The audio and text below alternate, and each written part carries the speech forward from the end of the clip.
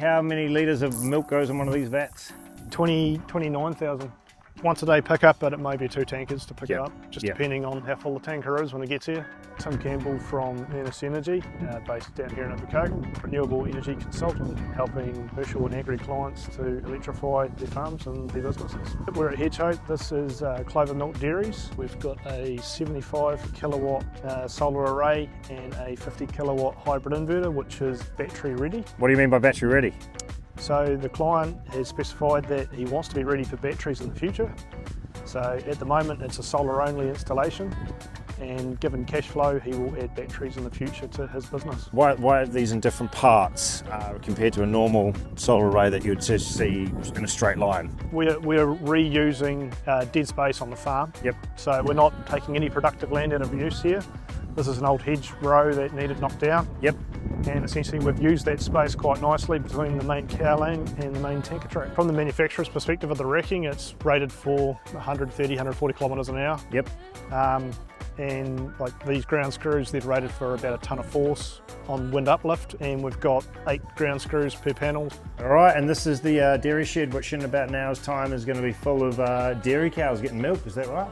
Sure is, yeah. And so you've done some pretty cool stuff in here as well, relating to hot water for washdowns and milk chilling as well? So we've moved the hot water cylinders to operate during the middle of the day, so we've essentially moved that load when generation's taking place. So hot water is all heated using the southern sun?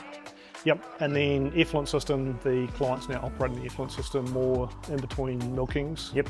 Also use a lot more of that generation. So the critical time is after milking, you need to get the milk down to 6 degrees within 2 hours. And that can be done in daylight hours, can't it? So yeah, for the morning milking, it's sort of between 7 and 9 in the morning to get it chilled down. And then after milking, it's sort of 4:30 to sort of 6 o'clock in the evening to get that temperature dropped. This is McPherson Dairies. McPherson Dairies, and you've done this install as well. You've been a busy boy here in Southland. We have been, yeah. Yeah. More conventional as far as the layout goes.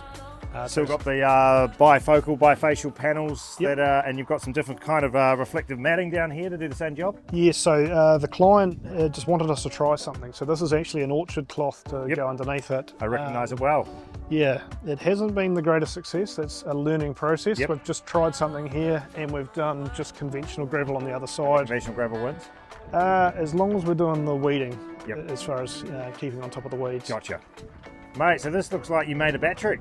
It is, yes. Got a battery here. So this is an Ernest Energy battery specifically designed for dairy farms? It is, yeah. So it's lithium ion. Yep. It's 100 kilowatt hours in storage. Paired up with a 50 kilowatt inverter. And that controls everything in one nice neat package here. Currently they're on a day-night power with Meridian. Yep. So essentially we had the battery kick in at 7 AM, sort of as the sun and the generation starting to get going. And then after that point, solar kicks in, starts charging the battery, keeps on top of things during the day. Yep. They'll start milking again in the afternoon, and again it'll be discharged from the panels and the battery, and then going into the evening for the refrigeration and keeping everything there cool. So this is probably a return on investment of about 6.5 years. So solar and batteries. Solar and that's batteries. complete capital return. Complete capital return, Yep. and that includes the borrowing costs and also them claiming depreciation on the asset for the farm.